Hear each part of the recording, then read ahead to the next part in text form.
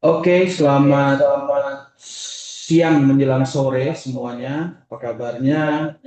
Semoga dalam keadaan yang sehat-sehat saja. Ini dimatiin nih, di mute ya. Oh. Ya, semoga dalam keadaan yang sehat-sehat saja. Hari ini senang sekali bertemu kembali di dalam Depindo Online Class hari Senin, yaitu Business Associate Forum bersama saya Erik Hatumeson, dan teman-teman yang masuk dalam Business Associate Forum ini boleh dari kalangan mana saja. Mau dia new BA ataupun BA yang sudah lama bergabung, monggo, mangga, silakan bergabung di dalam Business Associate Forum di hari Senin. Jadi ajak sebanyak-banyaknya jaringan Anda, downline Anda untuk menyimak apa saja sih yang kita butuhkan, aspek-aspek apa saja yang kita perlu perhatikan di dalam bisnis Depindo. Nanti kita juga akan sama-sama belajar, berdiskusi, dan menemukan solusi tentang tantangan atau kendala yang terjadi di lapangan supaya kita bisa sama-sama solving the problem, ya, temukan masalah, temukan apa namanya, temukan jalan keluarnya, dan mudah-mudahan lewat forum-forum kelas yang ada di Depindo, termasuk Business Associate Forum ini, itu bisa memudahkan teman-teman BA untuk menjalankan bisnis Depindo sehingga semakin lama jaringan semakin besar, komisi bertumbuh. Oke, terima kasih yang sudah hadir di hari ini ya. Kalau memang masih ada waktu untuk apa namanya, ngajak teman-temannya, mangga silakan. Tidak dibatasi. Oke, sebelum masuk, suara saya kedengaran jelas ya? Boleh minta siapa? Apakah suara saya terdengar jelas? Boleh chat atau boleh buka? Jelas, Pak. Jelas. Jelas Oke, Pak Didi, Pak Eri. oke, thank you ya. Oke.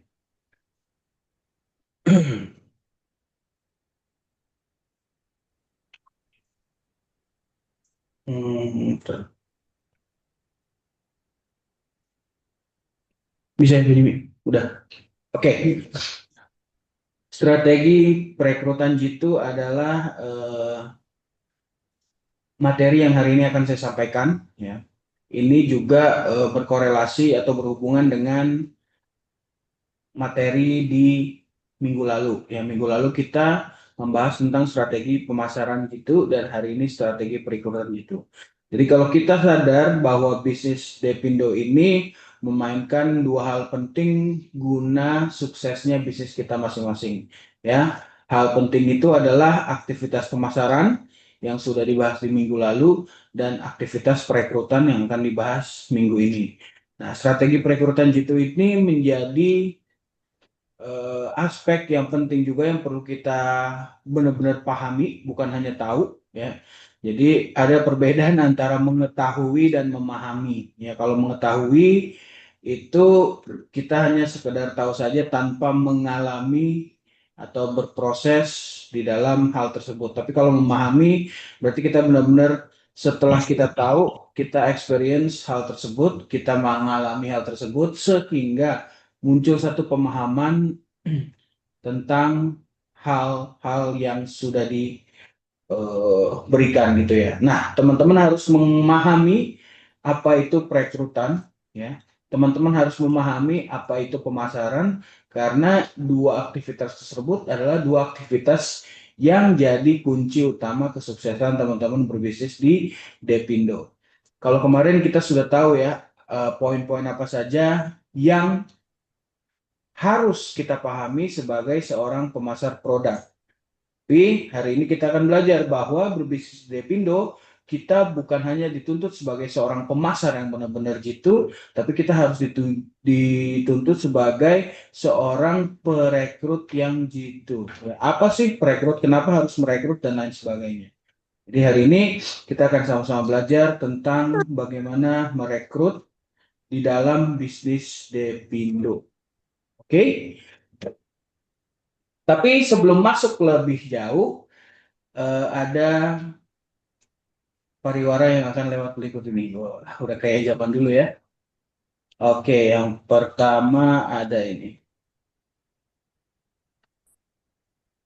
Nggak ada suaranya. Sebagai kafe. Nggak ada suaranya. Sama ya.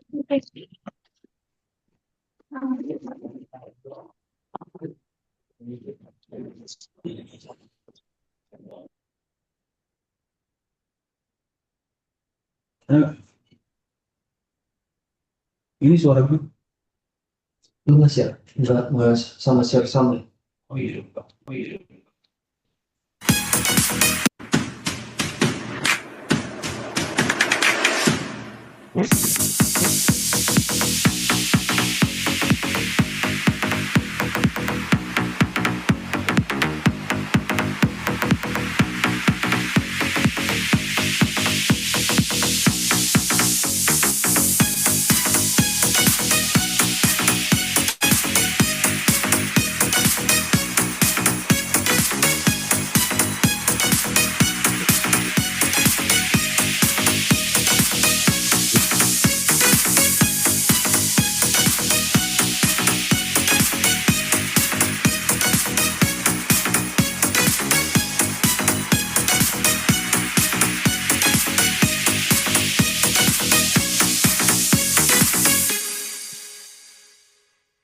Oke, nah itu adalah tadi cuplikan video klip tentang tour ya atau perjalanan yang akan diadakan oleh 5 jaringan sekaligus di dalam aktivitas bisnis Depindo. Jadi teman-teman ya bagi teman-teman yang mungkin baru bergabung dengan Depindo ya kami informasikan bahwa setiap tahun kami mengadakan tour sebagai apresiasi kepada seluruh BA Depindo ya, dan juga sebagai ajang silaturahmi bagi para BA dalam satu jaringan. Nah, khusus di tahun ini adalah tahun perdana kita mencoba sesuatu yang baru, yaitu menjalankan 5 perjalanan yang masing-masing ya, sesuai dengan pilihan daripada jaringan masing-masing. Ya, biasanya kita pergi satu tujuan semuanya ya, jadi seluruh jaringan itu mengunjungi satu tempat bersama, tapi di kesempatan ini kita mencoba untuk masing-masing jaringan yang menentukan tur perjalanan sendiri ya, dan ini diharapkan nanti akan menjadi satu bentuk kemandirian di masing-masing jaringan supaya nantinya di mimpi yang kita yang lebih besar lagi bahwa jaringan ini menjadi jaringan yang benar-benar mandiri yang bisa melaksanakan segala macam aktivitas bisnis Depindo secara mandiri. Ya, kalau teman-teman ada di jaringan fantastik ya, di jaringan fantastik berarti promo tour mulai dari Juli sampai dengan September, Juni, Juli, Agustus, September 4 bulan ya, itu akan mengunjungi Karimun Jawa. Untuk tujuan daripada INC ya, jaringan INC itu akan mengunjungi Bromo, terus untuk jaringan Quantum Leap akan mengunjungi wisata Jogja, Dynamic Network akan mengunjungi wisata Jogja, dan jaringan Besti Network akan juga mengunjungi wisata di Jogja. Lalu yang kedua yang sebentar lagi akan diadakan di tanggal 3 hari Minggu besok, yaitu ada business preview ya dengan tema Spirit Towards Better Life ya. Jadi ini adalah satu acara yang akan diadakan di beberapa kota ya. Kota yang sudah terjadi itu ada di Jambi, terus udah gitu kemarin di Wonosobo, terus kemarin barusan itu ada di Cirebon ya. Nah, menyusul besok hari Minggu tanggal 3 Agustus ada di Purwokerto. Jadi teman-teman ikuti acara ini dan akan mendapatkan banyak sekali motivasi, banyak sekali cara bagaimana mengembangkan bisnis Depindo, potensinya seperti apa, dan bagi teman-teman yang mau mengajak prospeknya sangat dipersilahkan sekali untuk hadir ya dan ikut acara bisnis preview. Ya, nanti untuk informasi tambahan, informasi lebih lanjut, silakan menghubungi nomor yang tertera atau narahubung ya. Berikutnya ada High Coffee, satu produk yang baru launching tanggal 16 Juli 2025 kemarin. Nah, ini sudah mendapatkan banyak sekali testimoni khususnya dari para pria ya. Nah, HiCoffee sendiri ini adalah produk yang bisa menjadi senjata teman-teman untuk memperluas pasar. Kalau selama ini menjalankan bisnis Depindo biasanya skincare ya, beauty care. Nah, ini kita punya satu senjata lagi untuk mengembangkan pasar para mitra bisnis Depindo atau para bisnis associate Depindo supaya pasarnya lebih luas lagi. Ya, jadi kita bisa mendapatkan komisi yang diharapkan semakin lama semakin bertumbuh dari perluasan pasar tersebut. Oke, itu saja informasinya dan kita akan masuk ke dalam presentasi hari ini. Saya mau tanya dulu kepada teman-teman yang ada di sini ya. Kalau misalnya diberikan 3 pilihan ya, 3 pilihan kepada teman-teman semua, apakah teman-teman mau punya kondisi nggak punya uang dan nggak punya waktu, atau punya uang tapi nggak punya waktu, atau punya uang dan punya waktu? Kira-kira teman-teman pilih nomor kondisi nomor satu, kondisi nomor dua, atau kondisi nomor tiga? Boleh di chat. Kak Intan punya uang dan punya waktu, benar. Ada lagi yang lain? Ada yang nggak mau nggak punya uang dan nggak punya waktu? Ada lagi yang lain? Jangan ketik 777 ya, jangan ya. Ya, jadi teman-teman boleh silakan di chat pilih ya. Tidak punya uang dan tidak punya waktu, punya uang dan tapi nggak punya waktu. Nah, ini Endah Skinaro, punya uang, punya waktu yang banyak. Betul. Kata 5, punya uang dan punya waktu. Nah, betul. Nah, itu pertanyaan pertama ya. Jadi semua yang ada di sini atau rata-rata lah orang ya, individu itu pasti inginnya punya uang dan punya waktu. Itu keinginan kita, ya, itu impian kita. Nah, sekarang saya tanya lagi nih. Sekarang Anda ada di posisi yang mana? Ayo, ada yang berani ngaku nggak? Ya, ada di posisi nomor 1, nomor 2, atau nomor 3?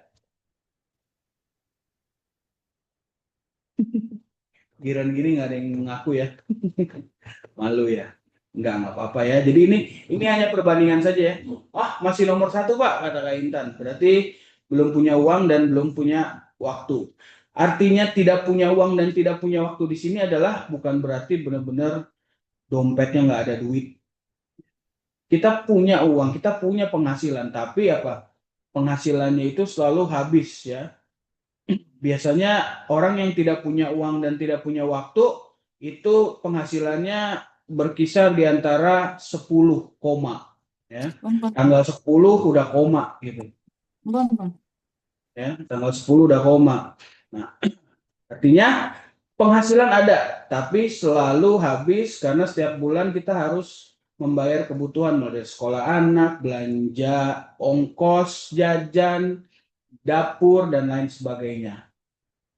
Terus sudah gitu juga nggak punya waktu, udah nggak punya uang, nggak punya waktu lagi.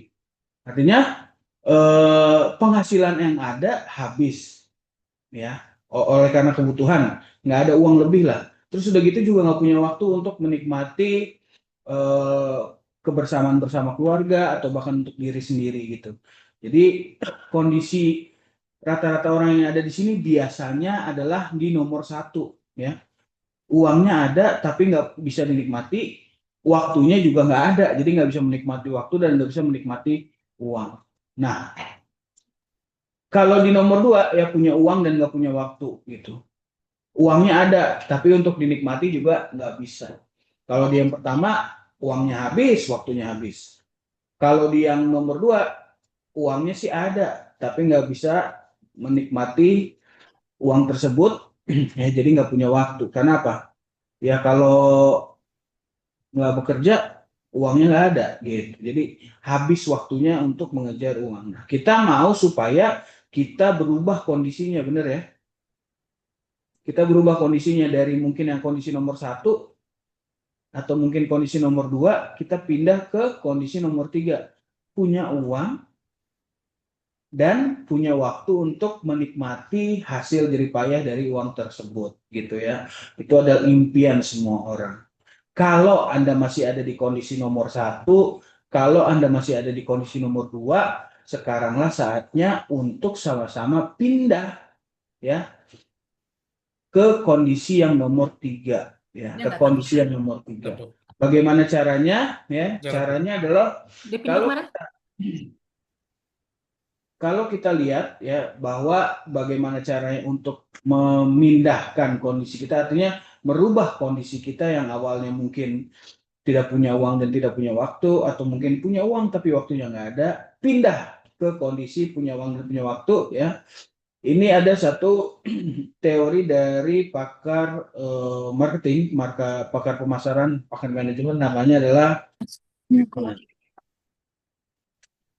Robert T. Kiyosaki ya. Dalam bukunya Cash Flow Quadrant yang diterbitkan di bulan Oktober tahun 2000 ini, dia menyebutkan bahwa manusia itu ya harus merubah kondisi hidupnya dari yang tidak punya uang dan tidak punya waktu menjadi punya uang dan punya waktu. Bagaimana caranya adalah dengan ya membuat aliran uangnya itu berputar sedemikian rupa.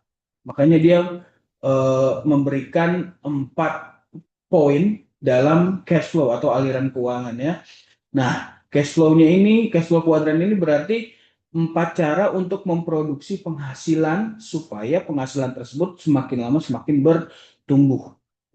Kita harus lihat dari cash flow kuadran ini ada 4 kotak ya. Yang pertama employee ya. Teman-teman punya pekerjaan. Betul ya. Tapi pekerjaannya itu kan menghasilkan penghasilan ya atau uang. Gitu ya. Nah, tapi harus dilihat ya bahwa sebagai seorang pekerja ya teman-teman itu harus juga memberikan waktu untuk pekerjaan gitu. Jadi artinya kita mendapatkan penghasilan sesuai dengan jam kerja yang kita berikan kepada si pemberi kerja itu gitu ya. Jadi artinya selama kita masih menjadi seorang yang bekerja, nah, penghasilan kita akan dihitung dari situ gitu ya. Mau berapa lama sih kita bekerja dalam satu hari 24 jam kan juga nggak mungkin gitu ya. Jadi artinya penghasilan masih tergantung daripada lamanya kita bekerja. Nah, biasanya di kotak E ini ya kita ada di kondisi yang di sini ya, tidak punya uang dan tidak punya waktu.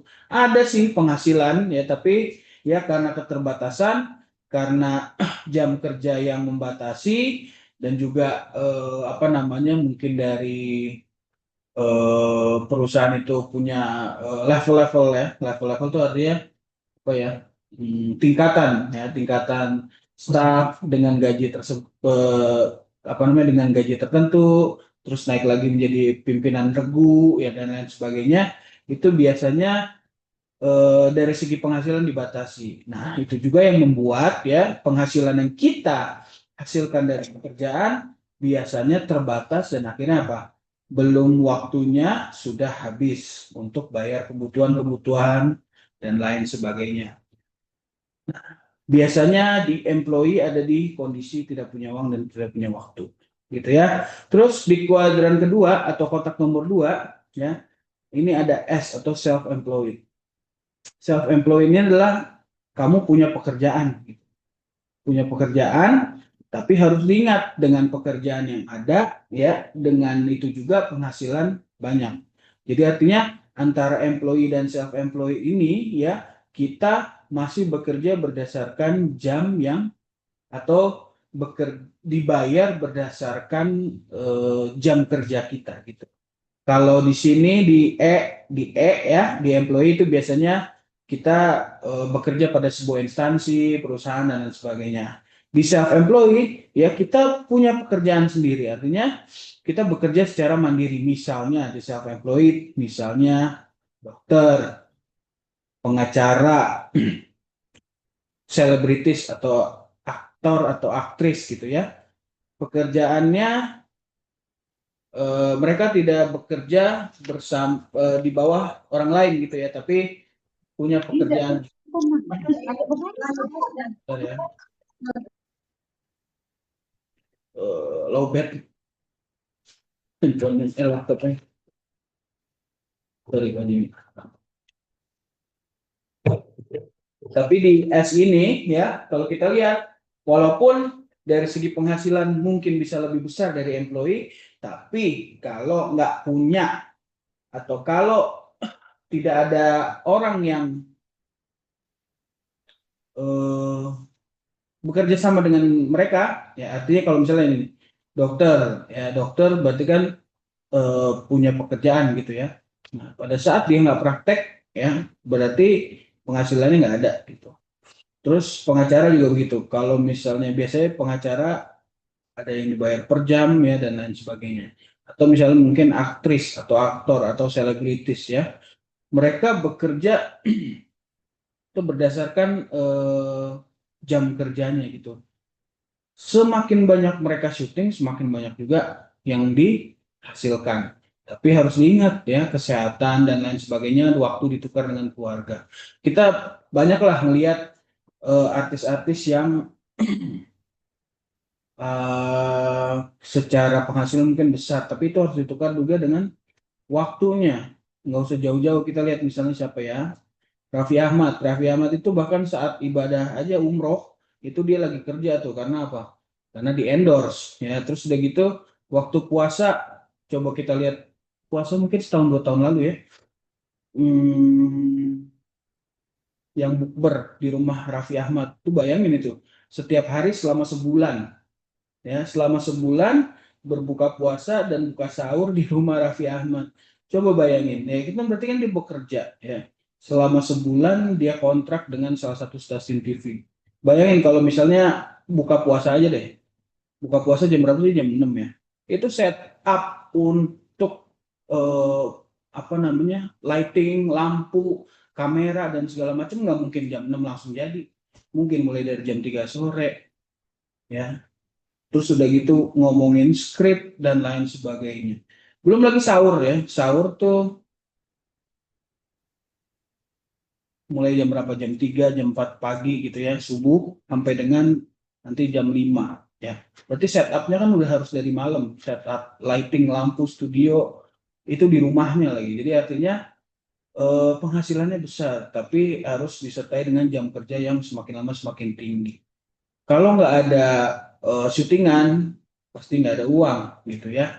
Nah, jadi di poin E dan S ini ya kita harus sama-sama menukar penghasilan dengan waktu. Bagaimana caranya supaya punya uang dan punya waktu. Kalau di E dan S mungkin tidak punya uang dan tidak punya waktu, atau punya uang tapi nggak punya waktu.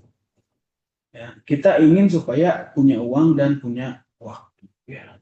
Adalah caranya, kalau Robert Kiyosaki bilang dalam teorinya cash flow quadrant, kita harus memindahkan, ya harus segera pindah dari employee atau self employed ke dalam eh, kotak yang nomor 3, namanya adalah business owner. Kamu punya sistem, ya, terus kamu punya orang-orang yang bekerja bersama dengan kamu sehingga menghasilkan sebesar-besarnya penghasilan tanpa harus menukarnya dengan waktu. Gitu. Bagaimana caranya?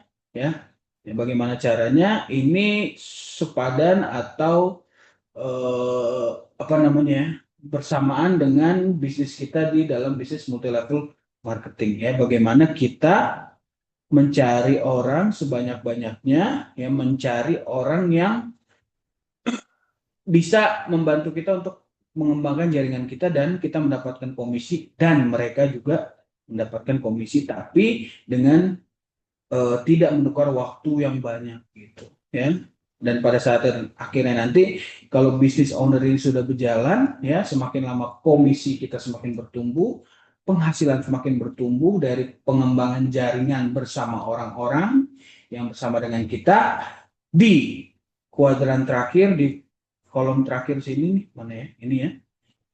Anda akan menjadi investor atau you own an investment ya.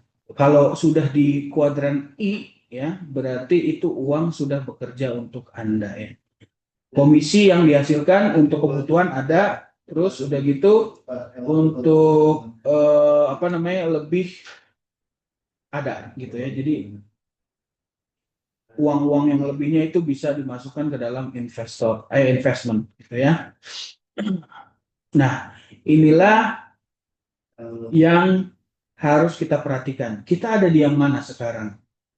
Ayo, boleh tunjuk tangan lagi, tunjuk tangan ya.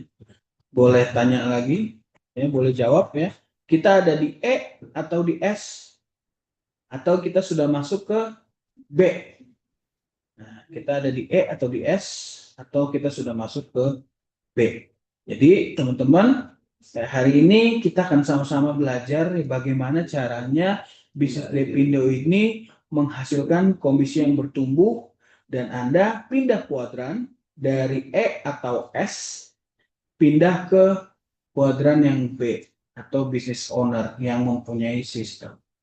Nah, bisnis harus juga dipikirkan dengan matang. Makanya ya, kalau kita mau pindah dari E, mau pindah dari S ke B supaya kita punya uang dan punya waktu, ya, kita harus pilih-pilih bisnis. Benar ya?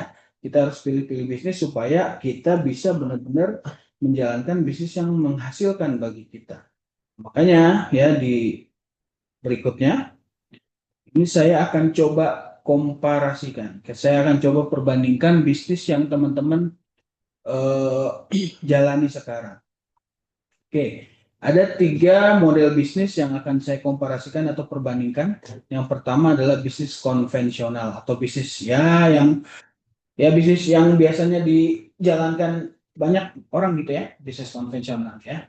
Bisnis konvensional ada beberapa poin penting untuk mendukung supaya bisnisnya berjalan. Harus merekrut karyawan, berarti harus ada gaji karyawan. Terus membuat sistem bisnisnya, misalnya sistem bisnis itu mulai dari produknya apa yang dijual, terus bagaimana cara memasarkannya, terus apakah ada tempat untuk menampung produk sehingga orang datang untuk membeli produk, atau ada showcase-nya atau enggak, ada showroom-nya atau enggak. Terus sudah gitu kita harus lihat juga ya, selain membuat sistem, waktunya terbatas atau enggak. Kalau di bisnis konvensional biasanya buka jam 9 sampai dengan jam 5 misalnya ya. Terus modal pasti besar, misalnya harus beli tempat atau harus beli produk, atau harus sewa tempat. Nah, terus udah gitu tempatnya terbatas. Kenapa? Misalnya kita sewa tempat, berarti ya kita berjualan ya di sekitar situ saja gitu ya. Artinya pasar kita datangnya dari sekitar situ saja. Jadi artinya di bisnis konvensional ini aspek-aspek yang perlu diperhatikan itu menjadi dasar pemikiran kita juga untuk menjalankan bisnis konvensional.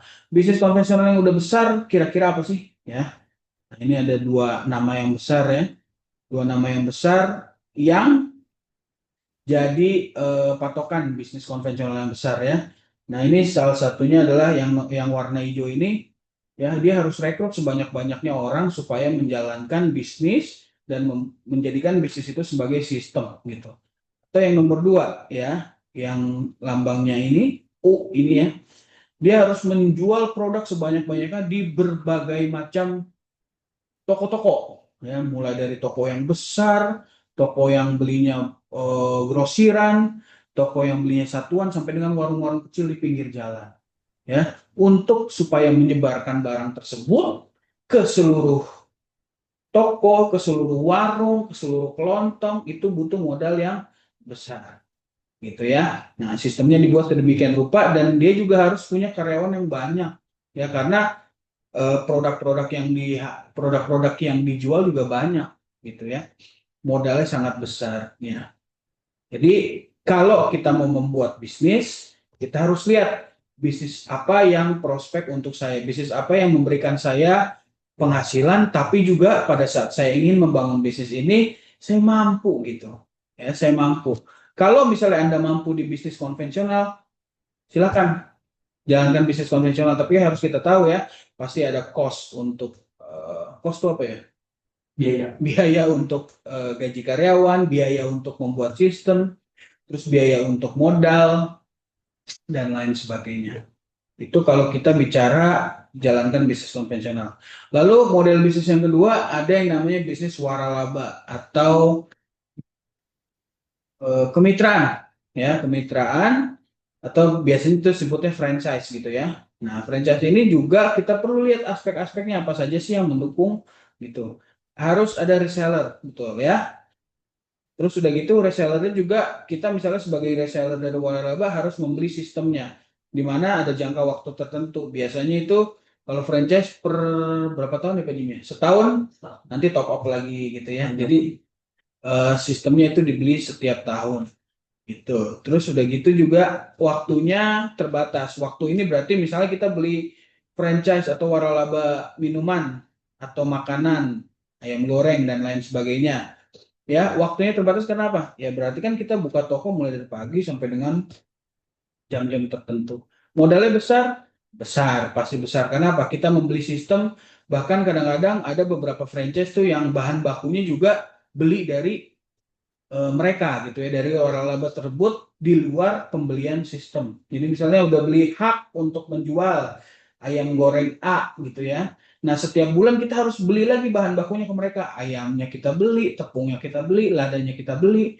Nah, itu di luar tempat lagi. Ya, di luar tempat artinya kita kan harus cari tempat supaya kita bisa berjualan gitu. Nah, itu ada sewanya lagi. Jadi artinya untuk sistem waralaba memungkinkan untuk dijalankan? Mungkin. Ya, tapi kita harus ingat ya, ada aspek-aspek kalau kita sudah punya aspek-aspek tersebut, boleh silakan dijalankan waralabanya. Ya, tapi harus diingat apakah Anda sudah mampu untuk mendapatkan penghasilan dari waralaba dengan modal yang lumayan besar. Contoh waralaba-waralaba yang lumayan besar, misalnya ya ada kopi nih, kopi yang selalu berjanji misalnya, ya minimal di angka 100 juta rupiah untuk menjalankan franchise ini atau waralaba ini, atau yang lebih besar lagi ya, minimarket yang ada di mana-mana ya, 500 meter ada, 500 meter kemudian ada dia lagi, bahkan udah menambah fungsi yang tadinya fungsi sebagai minimarket untuk membeli produk, untuk membeli kebutuhan, mau beli tepung, mau beli beras, mau beli minuman, mau beli snack segala macam itu ke situ. Nah, sekarang udah bertambah fungsi dia, ya, si Indo-Indo ini ya. Fungsinya bukan hanya sebagai minimarket, tapi juga jadi patokan jalan sekarang. Bener nggak? Ya, dulu patokan jalan kan masjid ya. Dari masjid kemana? Ke kiri ya. Kalau sekarang udah dari Indomaret kemana? Ke kiri atau ke kanan. Jadi artinya saking banyaknya cabang yang dibuka, ya, itu semakin menjamur pula produk-produk yang dihasilkan, ya baru mendapatkan keuntungan yang besar. Ya, kalau waralabanya hanya buka 1-2, ya keuntungannya berarti terbatas. Tergantung daripada orang yang membeli sistem dari waralaba tersebut. Nah, itu bisnis waralaba. Nah, ada satu lagi model bisnis yang sebenarnya adalah perpaduan daripada bisnis konvensional dan bisnis waralaba. Jadi artinya dari bisnis konvensional ya ada aktivitas penjualan langsung ya, penjualan langsung, dan dari bisnis waralaba itu ada aktivitas kemitraan ya yang masuk ke dalam aktivitas perekrutan. Namanya adalah bisnis network marketing ya, bisnis multi level marketing, atau kita kenal dengan bisnis Depindo ya. Jadi perpaduan ini sebenarnya adalah perpaduan yang memudahkan kita untuk menjalankan bisnis. Karena apa? Karena kita akan lihat nih dalam bisnis Depindo ya, dalam bisnis Depindo untuk menjadi mitra bisnisnya itu harus ada orang yang mengajak, benar ya. Jadi artinya kita masuk ke dalam bisnis Depindo adalah hasil dari perekrutan orang yang mengajak kita yang sudah lebih dulu bergabung menjadi mitra bisnis Depindo. Terus kedua ya, pada saat kita masuk ke dalam bisnis Depindo, ya otomatis kita memiliki sistem bisnis daripada Depindo. Ya, sistem bisnis apa? Depindo Business Plan ya, mulai dari komisi langsung, komisi transaksi pribadi, komisi 2 generasi, komisi keseimbangan jaringan, komisi kepemimpinan, dan komisi royalti kepemimpinan. 6 sumber penghasilan ini belum tentu bisa didapat di konvensional dan waralaba. Tentu dapat di konvensional dan waralaba. Jadi artinya setelah kita direkrut ya, kita otomatis memiliki sistem. Pada saat kita masuk, kita otomatis memiliki sistem. Apakah teman-teman yang sudah masuk dalam bisnis Depindo setiap tahun harus beli ulang sistemnya? Kan enggak. Sekali masuk ya sudah dapat kesempatan untuk mendapatkan 6 komisi lewat sistem bisnis. Ya. Waktunya fleksibel, sangat fleksibel saya bilang. Kenapa begitu? Karena mulai dari pagi sampai dengan malam hari ya kapanpun ya Anda bisa menjadi atau melaksanakan aktivitas bisnis.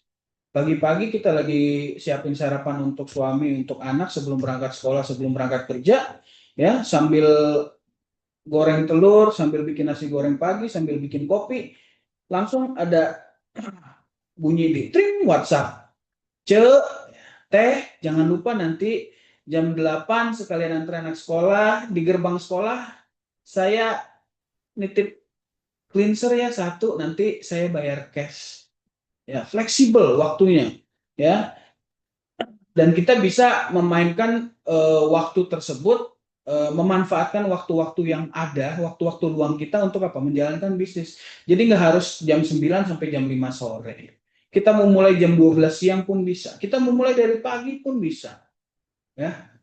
Waktunya sangat fleksibel. Bahkan ketika suami kita udah pergi kerja, anak kita udah pergi sekolah, kita lagi me time ya, lagi jongkok di kamar mandi, lagi ada panggilan alam pun bisa dapat orderan loh, tring gitu ya. Biasanya gitu kan, ya. Nah, artinya waktunya fleksibel di dalam bisnis Depindo. Modalnya terjangkau karena apa? Untuk menjadi mitra bisnis kita gratis, nggak perlu bayar. Nah, untuk mengaktifkan sistem bisnisnya, kita cukup beli satu produk ya dengan harga yang sangat terjangkau. Mulai dari 100.000 rupiah membeli satu produk cleanser saja, Anda sudah bisa mendapatkan sistem bisnis dan menjadi mitra bisnis. Modalnya sangat terjangkau. Ada ruginya nggak Pak? Menurut saya nggak ada ruginya. Misalnya ya, satu produk itu Anda jual belum laku, kan Anda bisa pakai sendiri. Manfaat ekonominya mungkin belum dapat, tapi manfaat pribadinya ke kita, kulit kita jadi lebih sehat dan kita bisa jadikan itu sebagai apa? Kesaksian atau testimoni yang bisa jadi senjata kita untuk apa? Melakukan pemasaran berikutnya. Tempat fleksibel dimanapun kapanpun. Saya bilang tadi, ya, sambil ngantar anak sekolah bisa sekalian jualan. Artinya melakukan pemasaran dari konsumen-konsumen. Misalnya konsumennya sama-sama ibu di sekolah, ya, atau dimanapun berada gitu ya. Saya banyak sekali pengalaman-pengalaman bersama dengan BA ya. Kalau misalnya lagi keluar kota ya biasanya ketemu dengan para BA, terus kita misalnya janjian nih sama beberapa BA, kita makan siang yuk atau makan malam yuk. Oke Pak, nanti saya jemput di hotel ya. Sambil dijemput tuh mereka, Pak mampir sebentar ya, minggir. Ya minggir aja di pinggir jalan, terus nanti ada yang samperin tuh. Yang samperin, nah buka kaca, ngasih cleanser, yang di luar pakai motor ngasih duit 100.000. Dimanapun bisa melakukan kegiatan pemasaran. Ya, jadi artinya dari sisi-sisi atau aspek-aspek yang ada pada saat menjalankan bisnis, ya Anda ada di mana, gitu ya? Kemampuan Anda ada di mana? Kalau memang belum punya modal yang besar, ya untuk menjalankan sistem konvensional atau waralaba ya, Depindo bisa menjadi sarana Anda untuk menjalankan bisnis pertama kali ya dengan modal yang terjangkau, waktu yang fleksibel dan tempat yang fleksibel gitu. Jadi artinya dari Depindo ya kita pindah kuadran yang tadinya employee, yang tadinya self employee, pindah ke kuadran nomor 3 yaitu menjadi business owner. Dan kalau Anda tekuni bisnis Depindo ini ya mulai dari komisi ratusan ribu jadi belasan juta, jadi ratusan juta ya, Anda bisa masuk ke kuadran yang terakhir, ke kuadran investor. Bukan nggak mungkin Anda punya bisnis waralaba nantinya dari Depindo ya, dengan komisi dari Depindo ya Bisa nggak beli sahamnya Indomaret atau beli sahamnya Unilever? Anda jadi investor, sangat bisa. Ya, Anda terpikirkan nggak punya pesawat gitu misalnya? Kan nggak kepikiran. Tapi dari bisnis Depindo bisa nggak punya pesawat? Bisa. Komisi udah ratusan juta kita sisihkan. Untuk apa? Beli saham Garuda Indonesia misalnya. Jadi artinya dengan bisnis Depindo kita awali kondisi kita yang tadinya di employee atau self-employed, kita pindah ke business owner. Kalau kita tekunin business owner, kalau kita tekuni bisnis kita di Depindo ini, bukan nggak mungkin kita akan masuk ke kuadran terakhir yaitu investor. Kalau uangnya sudah lebih, kita mau taruh saham di mana-mana, ya itu adalah bagian daripada apa? Hasil yang kita dapatkan dari berbisnis di Depindo. Untuk itulah kita harus kembangkan bisnis Depindo ini lewat pengembangan jaringan atau perekrutan, ya, atau perekrutan. Makanya banyak pakar-pakar pemasaran dunia bilang, ya, kalau kamu mau jalankan bisnis, kalau kamu mau belajar untuk berbisnis, ya, mulailah dari berbisnis network marketing. Karena di network marketing, karena di multi level marketing, karena di bisnis Depindo, ya, kita bisa belajar dari hulu ke hilir. Kita adalah pemasarnya, kita adalah pemakainya, kita adalah orang yang menciptakan strateginya seperti apa, kita yang mendapatkan komisi bertumbuhnya. Jadi peran-peran yang nggak ada di bisnis konvensional, peran-peran yang nggak ada di bisnis waralaba, ada di bisnis Depindo. Kita mengalami semuanya, kita belajar semuanya, sehingga pada saat nanti setelah komisi bertumbuh, kita mau jalankan bisnis lainnya atau investasi kemana-mana, kita sudah punya satu pemahaman bisnis, ya, karena kita belajar di bisnis Depindo. Ya, kalau di bisnis Depindo kan semuanya tuh kita rangkum jadi satu, dari hulu ke hilir kita yang jalankan.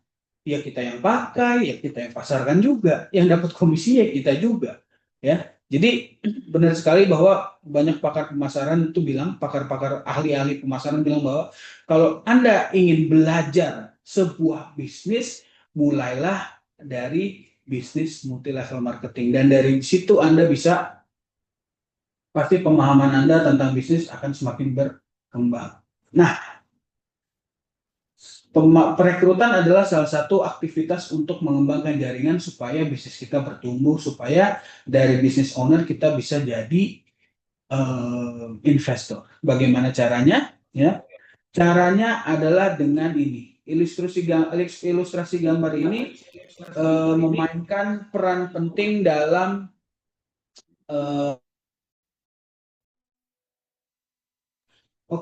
Anda, ya, sebagai seorang yang menjadi mitra bisnis daripada Depindo, ya, diminta untuk memakai produk dan memasarkan produk, ya, dengan mencari minimal 5 konsumen saja, ya. Anda jadikan konsumen ini menjadi konsumen yang loyal dan puas dan setia terhadap produk yang Anda pakai, ya. Bagaimana caranya menjadikan 5 konsumen ini puas, loyal, dan setia terhadap produk yang Anda pakai? Itu sudah saya bahas di minggu kemarin dengan strategi pemasaran G2. Ya, jadi artinya Anda harus punya pasar, ya, Anda harus ciptakan pasar di mana produk-produk Anda itu yang bekerja sama dengan Depindo itu bisa Anda pasarkan dan Anda bisa mendapat keuntungan dari pemasaran produk, ya. Lalu yang harus dilakukan berikutnya adalah dengan merekrut atau mengajak 3 orang untuk bergabung, ya, supaya Anda mulai untuk mengembangkan jaringan. Kalau di dalam bisnis konvensional dan bisnis waralaba, ya, kita hanya memainkan peran sebagai pemasar produk, ya. Untuk mendapatkan keuntungan yang lebih, berarti produknya harus terjual, kita harus jual produk sebanyak-banyaknya, ya, jual produk sebanyak-banyaknya. Tapi itu nggak terjadi di bisnis Depindo, di bisnis pemasaran berjenjang atau network marketing atau multi level marketing. Kita cukup cari konsumen paling banyak 5, ya, paling banyak 5, dan kita mencari 3 orang yang bersama dengan kita satu visi dan satu misi untuk menjalankan bisnis ini. Kita rekrut 3 orang tersebut dan minta mereka masing-masing untuk apa? Mencari 5 konsumen sama seperti kita. Caranya adalah mengajarkan mereka bagaimana caranya mendapatkan 5 konsumen. Bagaimana mengajarkannya, Pak? Nah, sudah saya bahas di strategi pemasaran G2 di minggu lalu, ya. Jadi ilustrasi gambar ini memberikan pemahaman pada kita untuk menciptakan jalur distribusi. Bayangkan, kalau kita punya 5 konsumen, terdengar, wah kok sedikit banget Pak punya 5 konsumen. Tapi harus kita ingat, di dalam bisnis kita punya 3 orang yang bersama dengan kita. Kalau kita bicara pemasaran, ya, secara secara jaringan, ya, di jaringan kita itu yang terjual berapa produk kalau dari gambar ini? Yang keluar dari gudang kita berapa produk? Ada berapa? Ada 20 produk yang terjual. Ya. Jadi artinya kita bisa mendapatkan komisi atau keuntungan dari 20 produk yang terjual.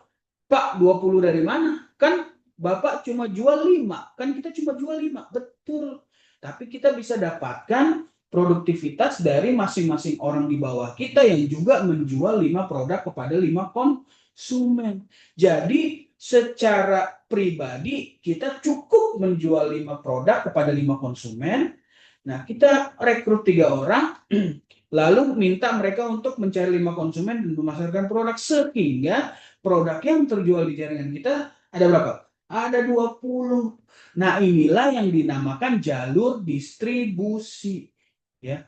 Sehebat-hebatnya atau sebesar-besarnya sebuah perusahaan konvensional atau waralaba, ya, yang mereka ciptakan, kunci sukses mereka adalah jalur distribusi. Bayangkan kalau teman-teman yang ada di sini misalnya mau beli kopi, tuh kopi Janji Jiwa, atau mau belanja di Indomaret, ya, tapi harus ke Jakarta dulu.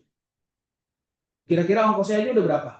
Ya, makanya untuk supaya dia mendapatkan penghasilan yang besar dari warung-warung, dari Indomaret lainnya, dia ciptakan cabang tuh banyak.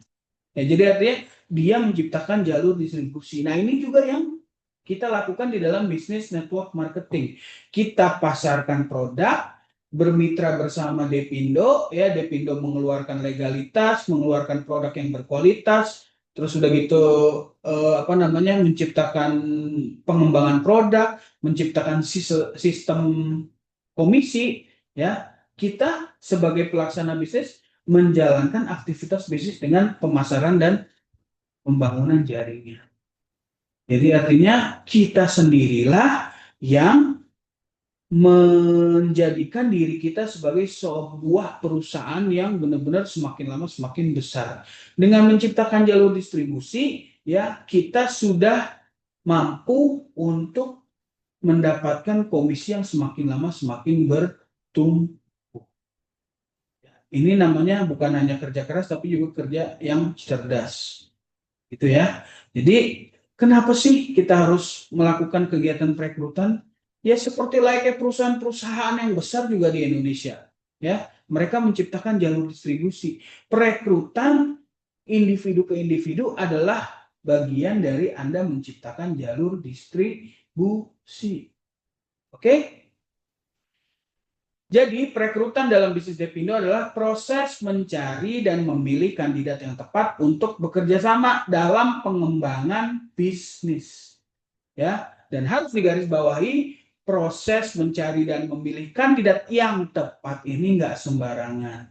Harus ada skema harus ada teknik supaya orang-orang yang masuk menjadi mitra kita, yang menjadi tim kita nanti di dalam bisnis Depindo adalah orang yang benar-benar tepat. Makanya ada prosesnya yang kita akan belajar hari ini, dan mudah-mudahan teman-teman yang mungkin baru bergabung di bisnis Depindo baru sebulan, belum ada downline dan lain sebagainya, bisa menjadi orang yang tepat, ya, untuk melakukan kegiatan perekrutan ini. Oke. Dalam proses perekrutan ada proses mengidentifikasi dan mengkualifikasi kandidat yang potensial untuk kemudian dapat direkrut dan bermitra ya atau bekerja sama ya. Biasanya didapat dari mana sih ya? Kita ambil source-nya dulu deh. Source itu apa ya? Sumber. Sumber ya. Kita ambil sumbernya dulu. Kira-kira biasanya kalau misalnya mau mulai kegiatan perekrutan tuh dari mana sih Pak? Ya bisa dari teman. Masa Anda yang ada di sini nggak punya teman, nggak mungkin ya. Anda kan sekolah aja temennya udah banyak. SD, SMP, SMA. Kalau kuliah lebih banyak lagi temennya. Kalau bekerja lebih banyak lagi temennya. Minimal Anda punya kontak di WhatsApp 100 mah ada gitu. Ya. Jadi artinya dari teman kita bisa identifikasi dan kualifikasi, bukan langsung diajak ya. Jangan langsung diajak gitu ya. Jadi kita mulai mengidentifikasi dulu ini siapa ya yang kira-kira bisa saya ajak untuk kemungkinan bergabung dengan bisnis ini. Kalau teman ada atau mungkin kolega tuh misalnya yang berhubungan langsung dengan bisnis, misalnya pernah joinan bisnis, terus mungkin gagal dan lain sebagainya, atau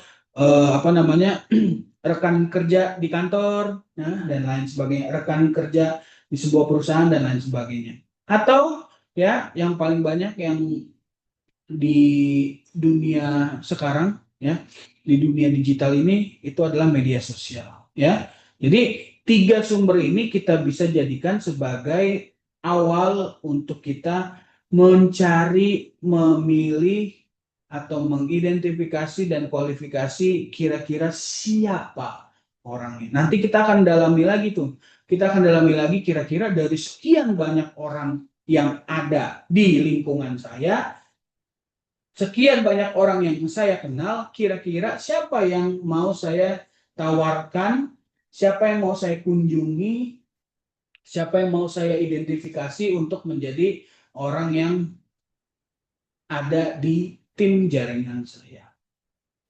Ya. Kalau di media sosial berarti kan liar ya, artinya liar itu siapapun, mungkin yang nggak kita kenal ya.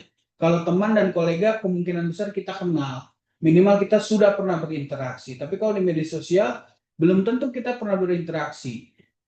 Ya, misalnya dia lihat kegiatan kita, dia lihat kita jalan-jalan bersama Depindo tour cruise 3 negara dan lain sebagainya. Nah itu biasanya adalah orang-orang yang mungkin nggak kenal tapi ada ketertarikan. Ya, untuk itulah kalau teman-teman dapat orang dari media sosial, ya harus langsung di follow up ya, dari media sosial ya langsung minta WhatsApp atau telepon. Misalnya, waduh pakai produk cleanser, Blue Move luar biasa, saya dapat perubahan positif dari yang tadinya kurang glowing sekarang lebih glowing. Nah, kalau Anda share itu di Instagram atau di Facebook ya biasanya orang-orang lain akan yang mungkin nggak kenal akan baca, akan bisa melihat itu. Nah, kalau dia ada ketertarikan, wah produk apa nih? Nah, itu boleh langsung dari media sosial langsung tarik ke offline gitu ya. Offline artinya dari online kita tarik ke offline. Lewat apa? Lewat kalau mau penjelasan lebih lanjut hubungi saya di WhatsApp atau nomor telepon ini.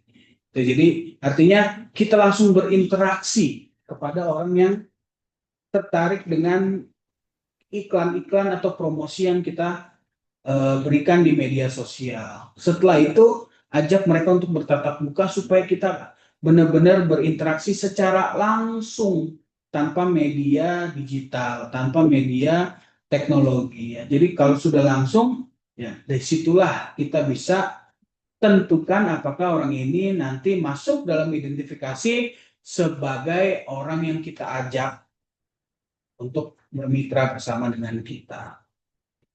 Nah, ini namanya adalah online to offline, ya, online to offline, gitu. Jadi kalau di media sosial jangan langsung ini ya, jangan langsung jualan. Mau nih cleanser 100.000, kirim ke rekening ini jangan, ya. Tapi kita jadikan mereka sebagai orang-orang yang kita kenal dulu secara langsung. Nah, bagaimana cara mengidentifikasinya dan mengkualifikasinya? Kita masuk proses screening ya atau melihat kita list, kita catat nama orang-orang yang kita bertemunya sebagai teman, kolega, atau mungkin di media sosial. Kita harus catat nama-nama mereka dan mulai untuk menghubungi mereka.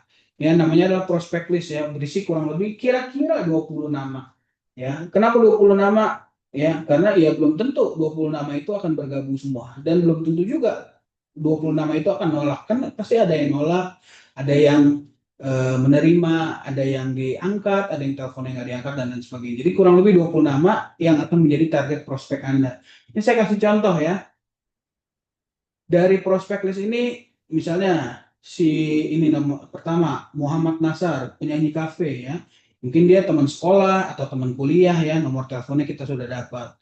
Cinta Naura, ibu rumah tangga ya. Mungkin juga ini teman kuliah. Budi Pekerti, kita pernah sama-sama misalnya menjalankan bisnis atau misalnya dia adalah teman kantor ya. Ya. Dan orang-orang lainnya atau mungkin ada orang yang tertarik lewat promosi kita seperti misalnya Paul Sakulete atau Mahalinu gitu ya. Nih, ada yang baru lulus kuliah tapi karena lihat dia promosi kita jalan-jalan ke luar negeri dan lain sebagainya akhirnya tertarik. Ini bisnis apa sih? Nah, ini prospek list yang harus kita catat ya. Kalau perlu kita dapatkan nomor teleponnya supaya kita bisa berinteraksi langsung ya. Ini saya bikin ada berapa nih? 5, tapi kalau bisa bikin 20. Karena mungkin saja nomor 1 dan 2 menolak, nomor 3 ada. Jadi kita selalu punya cadangan orang untuk kita prospek gitu. Ya. Jadi kalau sudah ada prospek listnya, ya kita gali. Berikutnya adalah kita gali informasi dan kebutuhan masing-masing individu. Ya, si Muhammad Nasar kita gali informasinya, kebutuhannya apa sih? Cinta Naura, Budi Pekerti, si Paul Sakulete, si Malin, kita gali supaya kita bisa melakukan pendekatan lebih lanjut. Gali informasinya lewat apa? Gali kebutuhannya lewat apa? Lewat satu metode yang namanya metode FORM, Prospecting Strategy. Jadi ini adalah bagian dari Anda menjalankan sebuah perekrutan. Apa sih FORM itu? FORM itu adalah sebuah metode pendekatan ya supaya Anda bisa menggali kebutuhan dan informasi daripada masing-masing individu yang ada di dalam prospek list Anda. Ya, yang ada di dalam prospek list Anda. Apa saja FORM itu? Ya. Yang pertama, kita bisa cari informasi, kita bisa cari kebutuhan dari F dulu. F itu yang pertama adalah family ya. Family itu kalau kita mengenal seseorang ya, terus udah gitu juga kita coba untuk kenal lebih dekat dengan keluarganya, biasanya lebih akrab gitu ya. Jadi aspek family ini atau poin family ini atau keluarga ini bisa menjadi salah satu metode pendekatan supaya kita bisa lebih dekat dengan si prospek kita atau orang yang akan menjadi target tujuan kita ya. F ini bisa juga ya menunjukkan ketulusan dan empati gitu ya. Artinya kita mau tahu benar-benar keluarganya siapa sih dan membuka percakapan dengan nyaman. Atau kita gali dari sisi O atau occupation pekerjaan ya. Dari sisi occupation ini kita bisa tahu apakah dia punya waktu luang atau tidak. Apakah kita bisa nilai apakah dia butuh income atau tidak ya. Butuh income tambahan atau income utama ya, income utama. Terus udah gitu dari occupation ini kita juga bisa mengukur keterbukaan dari si prospek list tersebut, dari si individu tersebut ya. Apakah orang tersebut butuh usaha sampingan atau mungkin jadi usaha utama gitu ya. Dan yang ketiga ya recreation ya, kesenangan gitu ya. Kita dari aspek R ini recreation kita bisa menggali impian kecil mereka ya. Nggak mungkin setiap orang tuh nggak punya impian ya. Saya waktu kecil tuh pengen banget kemana? Pengen banget ke Monaco. Karena dulu kan kalau misalnya F1 dan segala macam tuh kayaknya di Monaco tuh balapan gitu ya, kalau nonton TV. Wah keren banget ya ke Monaco ya. Jadi artinya menggali impian kecil dan kesenangan pribadi. Terus menemukan motivasi emosional, ya. Motivasi emosional tuh ya pengen, aduh kulitnya mungkin punya keluhan, ya. Terus yang tadinya kusam pengennya glowing, ya. Atau punya waktu sendiri, atau punya waktu untuk keluarga. Jadi dari metode nomor 3 ini, R ini kita bisa lakukan pendekatan secara emosional. Atau yang terakhir ya, pendekatan secara M atau money, ya, finansial. Dari pendekatan M ini kita mengetahui kebutuhan keuangannya, tapi dengan cara yang halus gitu ya. Jangan, gaji lu berapa sih? Jangan gitu ya. Atau kita bisa lihat nih, misalnya apa namanya, dari pekerjaannya, terus kan kita bisa juga mengira-ngira gitu ya, kira-kira penghasilan dia per bulan berapa sih, pasti dia butuh nggak uang lebih karena mungkin kondisinya punya anak, punya istri dan lain sebagainya. Terus mengukur ketertarikan terhadap peluang usaha, mau nggak sih dia punya penghasilan tambahan lagi dan lain sebagainya. Nah, ini adalah macam-macam pendekatan yang kita lakukan supaya kita bisa menggali informasi dan kebutuhan dari masing-masing individu yang kita targetkan pada saat kita melakukan kegiatan perekrutan, ya, atau prospecting strategi. Oke. Nah, dari pendekatan tersebut, ya, kita bisa lakukan banyak sekali apa ya, percakapan gitu ya. Kalau di family kan pembicaraan ini, anak-anak sekarang kira-kira umurnya berapa gitu ya. Terus sudah gitu juga fokus ngurus di rumah atau sambil kerja juga gitu. Atau tinggal bareng sama orang tua tuh udah mandiri gitu. Nah, dari pembicaraan tersebut kita bisa ukur tuh, kita bisa mengetahui ya secara gambaran ya, apakah orang tersebut memang benar-benar ingin mendapatkan sesuatu dari bisnis kita gitu. Butuh nggak dia terhadap bisnis kita? Dari occupation ya, pembicaraan yang misalnya kita bisa gali informasi lewat pertanyaan-pertanyaan seperti selain kerja biasanya di rumah ada aktivitas lain nggak, atau mungkin pernah bisnis MLM juga mbak, atau bantu suami cari tambahan gitu ya, jualan apa gitu ya, atau pernah bikin bisnis kecil-kecilan nggak, misalnya bisnis jual baju atau jual makanan dan lain sebagainya. Nah, interaksi-interaksi tersebut ya yang membantu kita untuk menggali informasi dan kebutuhan tentang si prospek kita gitu.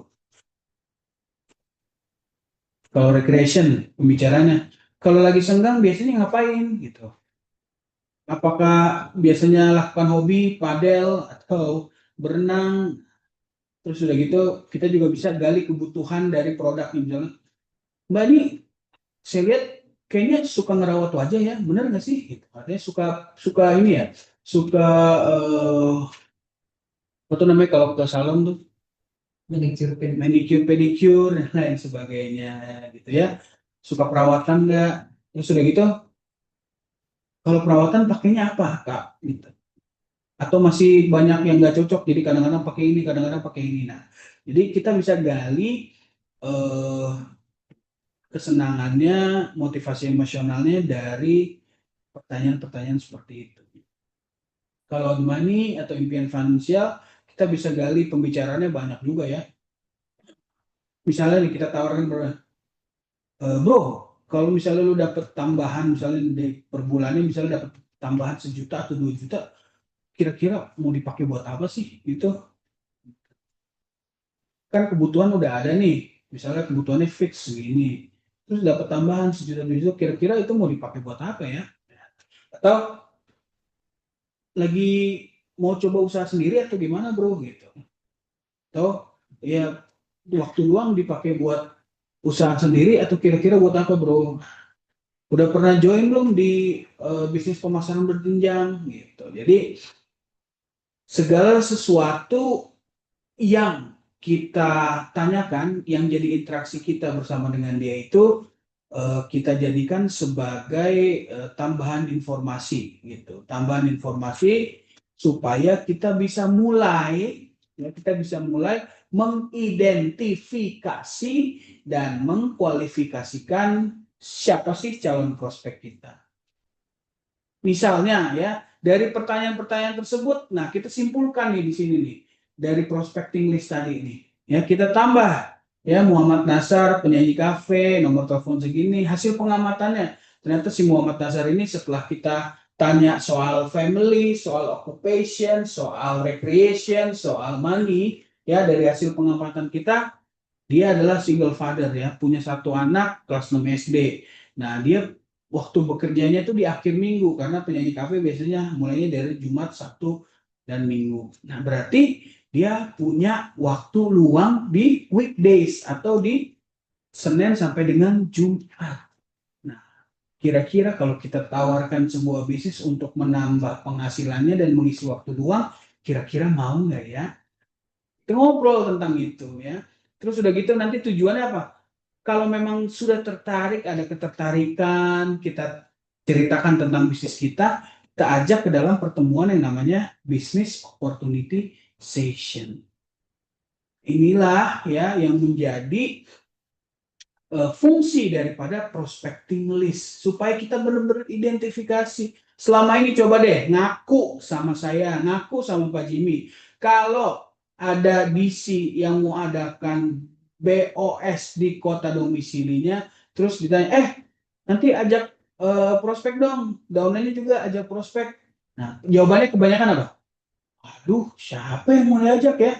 Susah Mbak, sekarang ngajak orang bisnis dan lain sebagainya. Karena apa? Karena bahkan kita nggak mengidentifikasi, ya. Bahkan kita nggak punya prospecting list. Bahkan kita nggak tahu kita mau ngapain di bisnis ini. Lebih parahnya itu ya. Tapi kalau kita punya prospecting list ya, kita bisa lihat tuh, oh kira-kira siapa yang bisa diajak ya? Siapa yang kira-kira punya waktu ya? Karena apa? Karena ada panduannya, yaitu prospecting list itu. Ya, Cinta Naura pekerjaannya ibu rumah tangga. Kita punya nomor teleponnya. Berinteraksi ya, kita telepon, kita kunjungi ya. Dengan metode FORM kita akhirnya dapat hasil pengamatan. Dia ternyata punya 3 anak, butuh perawatan kulit. Nah, dia ibu rumah tangga yang full ya. Full housewife. Jadi di rumah ngurus anak dan ngurus suami ya. Kita tahu juga bahwa suaminya adalah seorang manajer bank. Nah, kita tahu tuh dia sepertinya untuk jalanin bisnis kayaknya belum deh, ya karena kesibukannya yang mengurus anak, terus udah gitu juga dia punya suami yang kemungkinan besar secara penghasilan udah lumayan mencukupi, tapi dia punya kebutuhan apa? Kebutuhan untuk merawat diri sendiri, ya kita bisa jadikan si Bu Cinta ini untuk masuk ke dalam acara produk presentation. Di sana akan dijabarkan bagaimana sih cara merawat kulit, produk apa saja yang dibutuhkan untuk merawat kulit, ya dan lain sebagainya. Budi Pekerti. Nah, Budi Pekerti ini si guru honorer, nomor telepon sekian ya. Dari hasil pengamatan dan FORM yang kita lakukan, ya, ternyata dia belum menikah dan punya waktu luang di akhir minggu karena guru honorer biasanya nggak setiap hari ngajar, dia biasanya seminggu 3 kali atau 4 hari gitu. Sisanya dia punya waktu luang dan dia belum menikah ya. Jadi kita bisa ajak juga dari kalau misalnya dengan apa namanya status yang lajang biasanya apa? Wih, dari bisnis ini saya sudah bisa jalan-jalan ke Vietnam, ke Thailand, ke mana lagi? Bali, kemana lagi? Ke Malaysia, Singapura dan lain sebagainya. Tiap tahun kita ada tour gitu. Nah, orang-orang yang seperti Budi Pekerti ini biasanya belum menikah, yang belum punya tanggungan hidup suami, istri atau anak dan lain sebagainya kan bisa diajak lewat pendekatan recreation atau kesenangan. Saya dari dulu pengennya ke Singapura ya, tapi belum sempat karena nggak ada duit, karena nggak punya uang, karena nggak ada waktunya juga. Dengan bisnis ini bisa menjadikan si Budi Pekerti ini punya impian yang tadinya pengen di Singapura akhirnya bisa gitu ya. Ajaknya kemana? Ajak ke pertemuan BOS karena punya potensi. Terus udah gitu misalnya ada lagi si Paul Sapulete baru lulus kuliah, masih cari pekerjaan dan belum punya penghasilan tetap ya. Masih ragu-ragu untuk bergabung atau masih ragu-ragu karena belum bisa beli produknya. Gimana menurut teman-teman kalau yang seperti ini? Ya, sudah bisa diajak atau belum? Ya, bisa jadi dua ya. Kita bisa ajak dia untuk lakukan bisnis ya, tapi dia ingat dia belum punya penghasilan tetap. Jadi kemungkinan buying powernya dia, ya kemampuan dia untuk beli produk belum ada. Nah itu harus benar-benar kita pikirkan ya, karena pasti akan ada kondisi seperti ini. Ya. Atau yang terakhir, Mahalinu, nah, dia MUA, ibu 2 anak, suami pengusaha kuliner, dia juga punya bisnis MUA gitu ya. Nah kita mau ajak ke pertemuan yang mana nih? Kita harus tahu dulu, kita gali dari FORM-nya, family-nya, suami pengusaha kuliner, dia punya 2 anak. Ya terus dari segi occupation dia punya pekerjaan, dia MUA ya, penghasilannya mungkin sudah lumayan lah. Recreation ya, recreation mungkin dia butuh rekreasi ya, kalau money mungkin dia masih bisa cari. Dan itu rekreasinya ya, kita bisa ceritakan mengenai pengalaman saya waktu ke Thailand kemarin, luar biasa loh ya, dan lain sebagainya. Jadi artinya dari cara pendekatan, metode pendekatan FORM ini kita bisa dapatkan hasil pengamatan ya, kita dapatkan hasil pengamatan supaya orang-orang yang kemungkinan besar tertarik yang kita ajak ke pertemuan-pertemuan atau aktivitas ya, itu jadi lebih clear, jadi lebih jelas. Jadi kita nggak seperti mengajak, kayak kita nggak seperti mengajak orang cup-cup aja gitu ya. Siapa yang mau diajak ya? Jimmy aja deh. Siapa yang mau diajak ya? Erik aja deh. Siapa yang mau diajak ya? Senja aja deh. Nah, padahal kita nggak tahu kebutuhannya apa. Kita bahkan nggak tahu dia itu punya waktu atau enggak. Ya.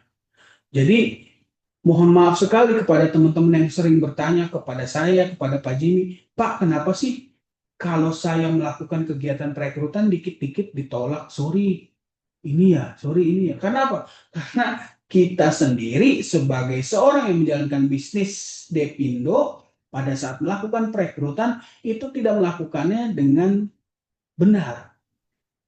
Sehingga wajar banget, wajar sekali kalau dikit-dikit ditolak. Ya, jangan-jangan Anda melakukan perekrutan baru ketemu lagi nongkrong di kedai kopi, duduknya sebelahan, karena ngelihat dia sendiri langsung deket, Mbak, ada waktu nggak? Saya ada bisnis sih, bisnisnya bu, udah ke Thailand, udah kemana? Mbak udah belum? Nah, ya karena apa? Karena tidak melakukan pendekatan yang benar-benar, yang langsung straight to the point. Nah, untuk mendapatkan orang yang benar-benar punya potensi harus diidentifikasi, harus dikualifikasi supaya kita tidak mendapatkan orang yang nol, ya. Kan banyak terjadi seperti itu di bisnis Depindo ya. Saya nggak nyebutin siapa yang ada di sini, ya. Pak, saya rekrut orang nih, dapat nih 2, 3. Terus, iya. Terus besok-besok diajak aktivitas nggak mau. Ya. Terus repeat order nggak mau. Kenapa? Karena terjadi satu kesalahan dari kita sebagai seorang perekrut, teknik dalam merekrutnya itu tidak dilakukan secara benar. Sehingga yang terjadi yaitu ya seakan-akan berhasil gitu ya, seakan-akan berhasil tuh alhamdulillah masuk jadi member. Tapi pada saat diminta untuk kegiatan pengembangan jaringan buru-buru mau. Akhirnya jadi apa? Sia-sia. Nyari lagi dari awal, nyari lagi orang dan lain sebagainya. Ya.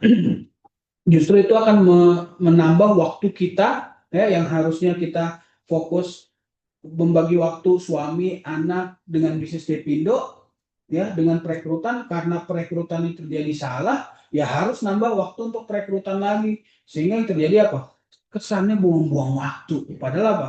Kalau kita bisa efisienkan waktu kita dengan pada saat perekrutan, ikutilah metode FORM ini. Ya. Memang ada proses waktunya dengan pengamatan-pengamatan yang ada, mulai dari pengamatan family, occupation, dan lain sebagainya. Tapi pada saat itu jadi, gitu, Ya pada saat itu jadi, pada saat orang tersebut bergabung, kita mendapatkan orang yang kira-kira mendekati lah, tepat gitu. Yang mendekati tepat. Tinggal nanti bagaimana pendampingan kita dan pembinaan kita pada saat orang tersebut sudah masuk ke dalam bisnis kita. Nanti berikutnya adalah strategi pendampingan yang gitu. Bagaimana orang yang sudah kita pasarkan produk mau untuk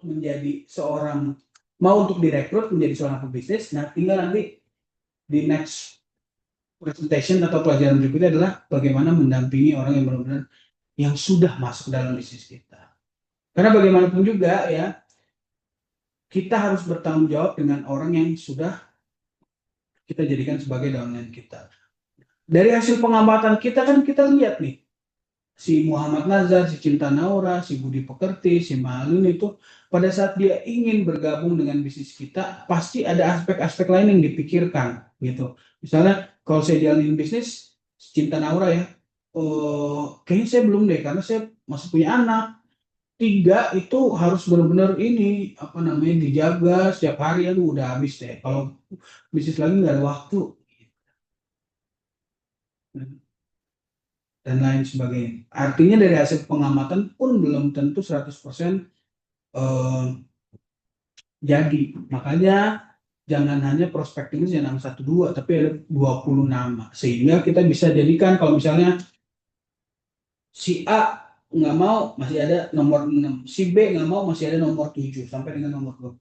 Artinya dengan data yang ada di sekitar kita atau dapat dari media sosial itu kita olah ya orang tersebut, lakukan identifikasi mulai dari ngobrol, ketemu, interaksi awal ya sampai dengan tatap muka langsung sampai dengan pendekatan dengan metode FORM dan hasil pengamatan tersebut kita jadikan sebagai data yang sudah matang untuk kita ajak dia ke dalam pertemuan-pertemuan aktivitas bisnis berikutnya, BOS atau product presentation, aktivitas perekrutan atau aktivitas pemasaran ya, sehingga akan lebih tepat buat kita, akan lebih gampang buat kita supaya mengarahkan nih mereka mau jadi konsumen atau mereka mau ikut kita melakukan kegiatan bisnis dengan menjadi business associate.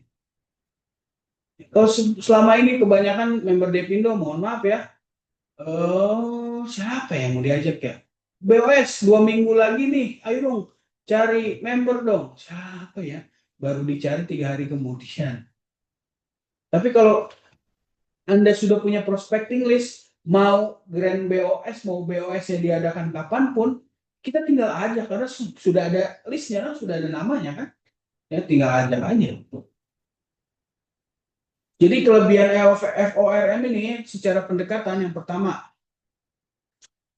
tidak terlihat menjual atau merekrut benar. Karena apa? Kita lakukan pendekatan secara personal. Ya kita tahu dulu orangnya, kita tahu dulu kebutuhannya, gitu ya. Membangun hubungan yang tulus benar karena bagaimanapun juga kita akan mengenal dia secara personal, ya secara pribadi, ya. Dan kita tawarkan satu kebutuhan. Ya, satu poin yang dijadikan mereka sebagai jalan keluar dari kebutuhan tersebut. Kalau mereka butuh penghasilan tambahan karena misalnya anaknya dari SD mau masuk SMP, ya kita lihat peluang di situ. Oh berarti dia butuh penghasilan tambahan.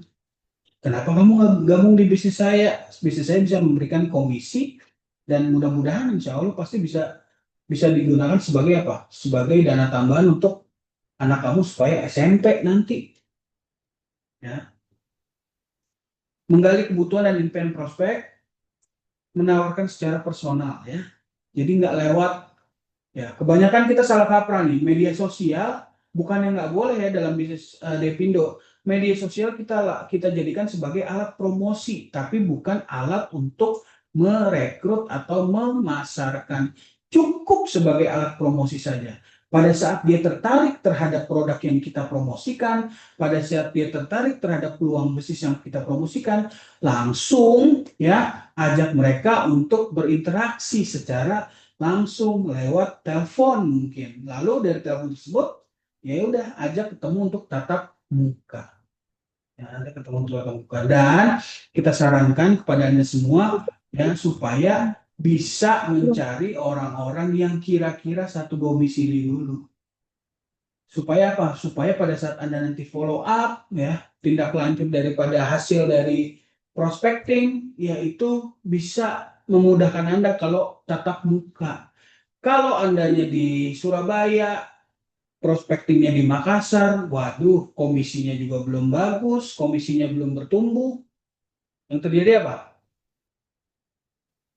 Pada saat pembinaan Anda akan susah, kerepotan, ya, karena masalah waktu lah, karena masalah tidak bertatap muka, terus sudah gitu juga masalah apa namanya pendidikannya harus diberikan seperti apa. Nah itu kan aspek-aspek tersebut yang membuat kita jadi banyak tantangan gitu. Jadi banyak kendala pada saat melakukan pengembangan jaringan. Jadi ya kalau memang misalnya mau untuk mengadakan perekrutan, please secara bijak kita mulai dari domisili yang dekat-dekat aja dulu, nggak usah yang jauh-jauh. Kecuali Anda sudah punya komisi puluhan juta rupiah, Anda sisihkan setiap bulan untuk berkunjung BA Anda di Makassar, BA Anda di Bali, BA Anda di Lombok, BA Anda di Banyuwangi, dan lain sebagainya. Nah itu oke. Tapi kalau komisi kita masih belum bertumbuh ya, masih dapat 1 juta, 2 juta rupiah setiap bulan, please ya secara bijak kita cari dulu prospek atau orang yang ada di domisili kita.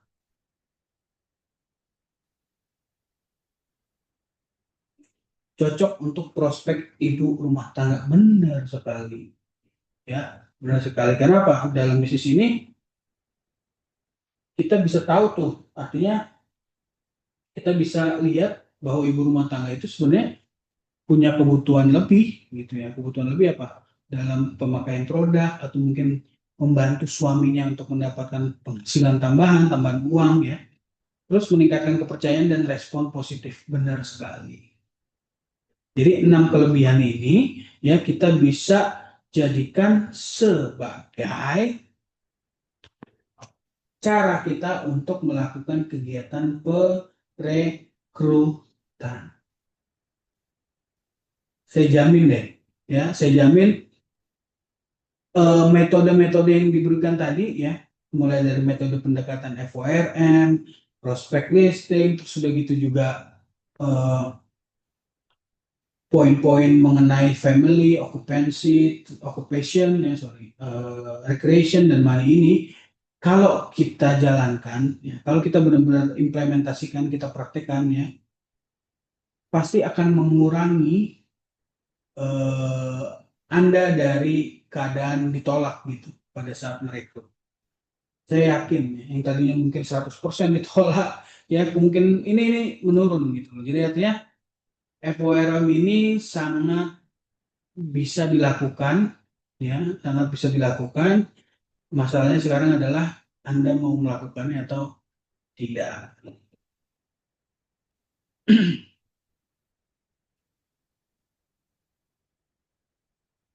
Jadi balik lagi ya, metode pendekatan FORM bukan teknik menjual, ya, bukan dilakukan untuk kegiatan penjualan, ya.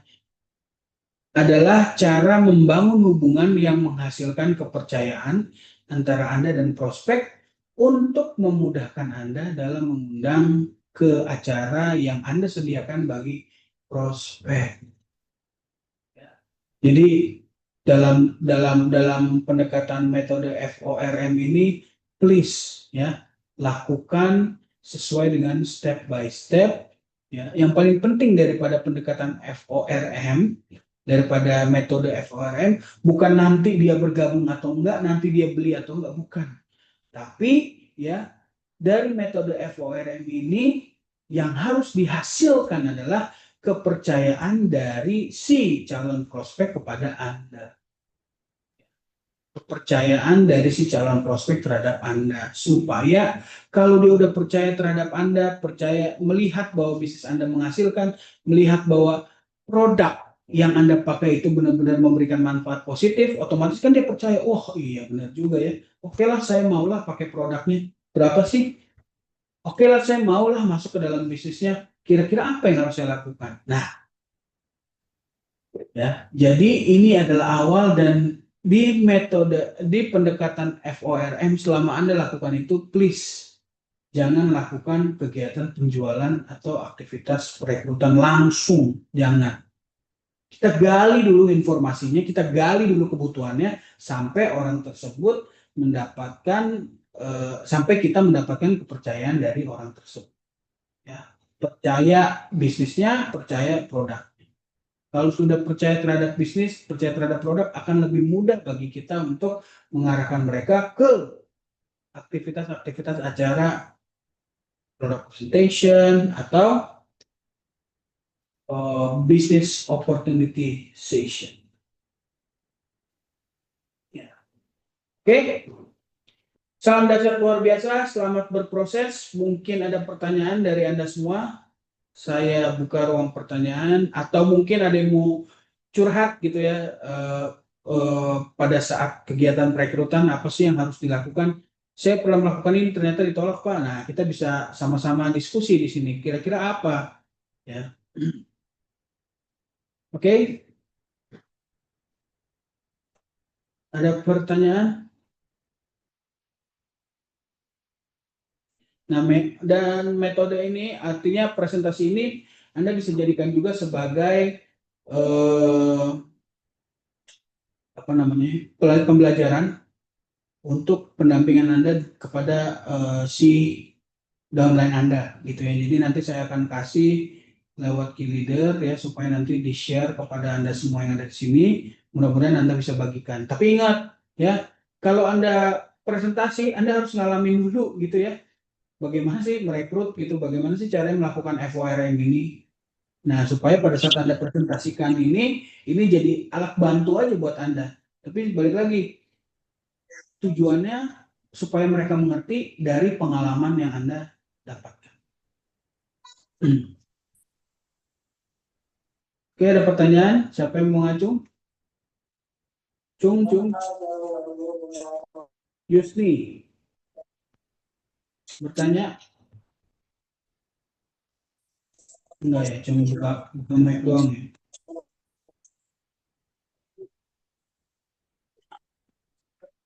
Oke, ada pertanyaan?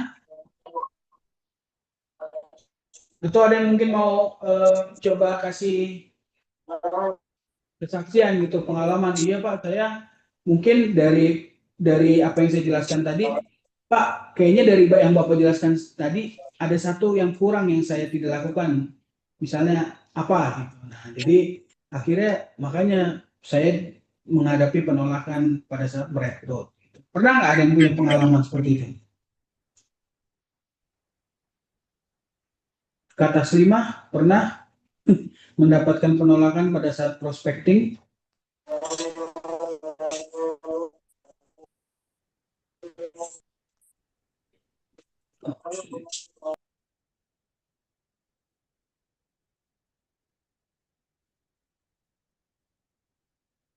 Atau mungkin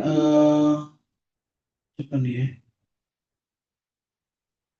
Ibu Rofah mungkin gimana pada saat aktivitas perekrutan, kira-kira kendala apa saja sih yang biasanya dihadapi gitu?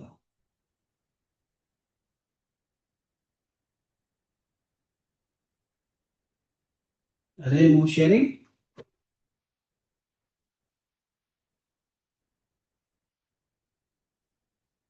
Kak Diva mungkin?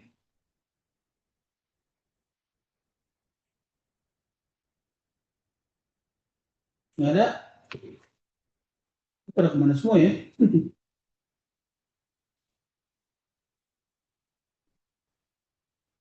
Oke, kalau begitu, terus suara saya kedengeran nggak ya? Iya, nggak kedengeran.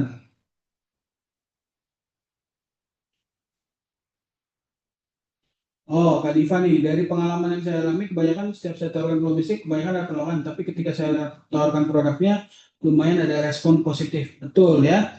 makanya secara umum kalau kita lihat kayak pengalaman Kadifa itu ya, memang kebanyakan dari apa namanya konsumen-konsumen atau orang yang kita tawarkan produk atau kita tawarkan bisnis, kebanyakan pasti mulainya dari produk terlebih dahulu. Karena apa? Ya karena apa ya kebiasaan daripada masyarakat kita itu pertama mereka belum bisnis minded gitu, artinya belum punya pemikiran bisnis yang benar-benar utuh gitu. Biasanya mereka mau cari eh, pakai produk kayak ini, ya. Dan ini wajar dan ini normal gitu ya. Nah nanti dari yang seperti Kadifa rasakan ya atau alami ya adalah berikutnya bagaimana mengubah cara pikir mereka yang tadinya pemakai menjadi benar-benar pebisnis. Lewat apa? Lewat aktivitas-aktivitas yang harus terus diajak mereka. Kalau pendekatannya melalui produk sebenarnya nggak masalah ya. Tapi pada saat nanti pendampingan ya, tantangan kita adalah bagaimana kita pada saat mendampingi itu bisa mengubah mindset mereka dari yang tadinya sebagai seorang pemakai produk ya menjadi seseorang yang melihat bahwa produk ini punya potensi finansial juga ya lewat komisi yang bisa dihasilkan lewat apa? Pemasaran produk dan pengembangan jaringan. Gitu. Jadi mau dari pendekatan bisnis atau pendekatan produk nggak masalah. Tapi tantangannya Kak Diva dan teman-teman adalah nanti pada saat itu mulai proses pendampingan. Bagaimana produk itu bukan lagi sebagai komoditas, tapi sebagai senjata untuk kita mengembangkan jaringan kita dan mendapatkan komisi yang bertumbuh. Gitu. Oke, terima kasih Kak Diva sharingnya ya, luar biasa.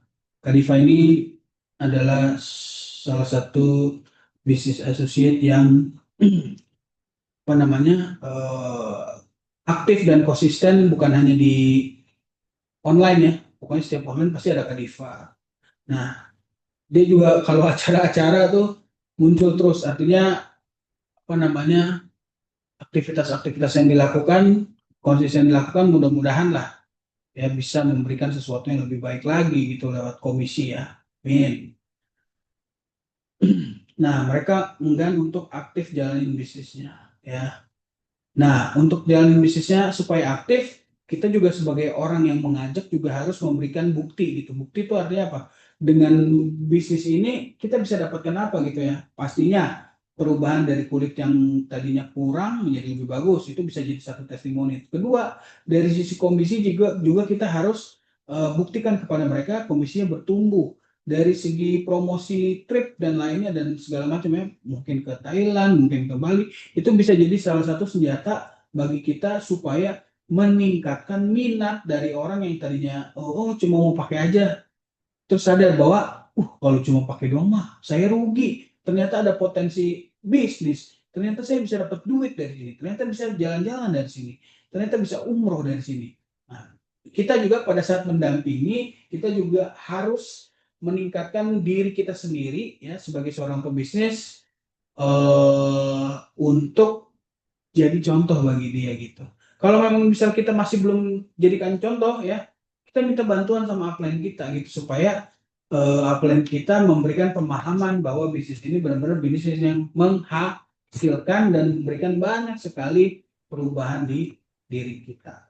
Mama yang nggak dengar dong. Udah. Enggak, siapa itu? Kak Endang ya. Oke, thank you Kak Diva untuk sharingnya. Ada lagi yang lain yang mau sharing? Sama Pak, kebanyakan konsumen saya itu hanya pemakai saja, padahal sudah selalu pendekatan Pak. Oke, balik lagi ya.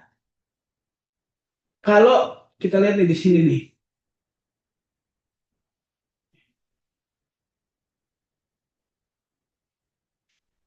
Oke.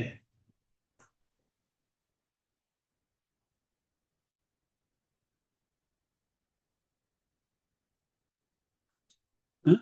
Nggak muncul. Udah. Udah ya. Kita lihat di sini, ya. Dari hasil, dari hasil pendekatan kita dengan metode FORM setelah kita gali, kita lihat nih adanya di mana, ya. Apakah dari hasil pengamatan kita seperti yang tadi dibilang kebanyakan pemakai, ya. Berarti kita harus cari orang-orang yang butuh juga untuk menjalankan bisnis, ya. Pokoknya yang penting kita punya prospecting list, prospect dulu, ya, sehingga nanti kita bisa pisahkan tuh, ya, antara orang yang benar-benar memakai atau orang-orang yang ingin melaksanakan bisnis. Kebanyakan pasti saya yakin ya, orang pasti lebih banyak ingin memakai. Tapi bagaimana tantangan kita, balik lagi, tantangan kita dari orang yang memakai itu kita ubah mindsetnya untuk benar-benar melakukan bisnis. Banyak kok aspek yang bisa dilakukan. Salah satunya tadi dengan mengupgrade diri kita sendiri dulu. Ya, upgrade diri kita sendiri dulu. Terus udah gitu juga kita berikan bukti-bukti kepada mereka bahwa bisnis ini manfaatnya bukan hanya kulit jadi lebih bagus, wajah jadi lebih sehat, tapi juga manfaat bisnisnya. Ya. Oke, terima kasih Bu Nur Maida. Oke. Ya, bismillah tetap berusaha mencari capros yang potensial. Oke. Kalau memang tidak ada lagi pertanyaan, saya kembalikan ke Pak Jimmy. Silakan Pak Jimmy. Oke, terima kasih Pak Erik. Satu sharing yang luar biasa ya. Kalau sama Pak Erik itu setiap Senin itu kita pasti selalu bahas yang jitu-jitu. Nah, hari ini kita bahas yang jitu lagi. Nah, teman-teman, apa yang Pak Erik sharingkan ya, ini tetap sama seperti kemarin ya, akan diupload lagi ke satu platform ya yang namanya adalah YouTube ya, karena saya tahu mungkin ada beberapa dari kita yang saat mendengarkan mungkin masih beraktivitas ya, atau mungkin yang sudah mendengarkan tapi mau mendengarkan lagi. Nah, ini setelah rekamannya jadi akan langsung diupload ya, bisa didengarkan ulang, bisa dicatat ya teman-teman. Satu ilmu, satu edukasi yang Pak Erik berikan ini bisa dicatat ya, didengarkan ulang lagi, lalu dipraktekkan ya, lalu dipraktekkan. Nah, jika ada pertanyaan-pertanyaan lebih lanjut ya mengenai materi hari ini, teman-teman bisa catat ya, ataupun bisa langsung tanyakan ke grup yang Pak Erik kirimkan link ya. Itu ada di grup All the Best ya, teman-teman bisa langsung tanya di sana. Itu memang grup untuk berdiskusi, jadi jangan takut untuk berdiskusi di sana ya, karena memang itu grup yang dikhususkan untuk diskusi tentang Depindo ya, termasuk dengan materi hari ini juga ya. Sekali lagi nggak lelah, saya ingatkan, jangan lupa mempraktekkan ilmu teknik jitu yang sudah Pak Erik sampaikan ya, terutama mencari orang yang tepat, menggunakan FORM ya, agar kita semua keluar ya dari kuadran pertama dan kuadran kedua. Marilah kita langkah ke kuadran ketiga ya, yaitu bisnis owner. Oke, terima kasih. KDS sama bisnis preview. Oke, ya. Jadi saya ingatkan lagi untuk teman-teman KDS ya yang mungkin hari ini hadir juga, besok ada Zoom juga ya hari Selasa, jamnya sama di 14.15 ya, tanggal 29 kita ada KDS kembali. Lalu juga tidak lupa saya ingatkan kembali, tadi Pak Erik sudah ingatkan yang di awal ya, bahwa kita masih mengadakan yang namanya business preview ya. Selanjutnya yang paling dekat itu adalah business preview di Purwokerto ya, tanggal 3, jamnya di jam 13 ya. Bisa bagi teman-teman yang memiliki calon prospek atau mau langsung hadir ke sana ya, bisa langsung hubungi ya, bisa langsung menghubungi Kak Senja, Kak Titin, dan orang-orang yang namanya atau informasinya tertera di flyer ya. Sampai jumpa besok dan di Zoom berikutnya. Salam Depindo, dahsyat luar biasa. Terima kasih semuanya. Terima kasih Pak Erik, Pak Jimmy. Sama-sama Kak Intan. Sampai jumpa.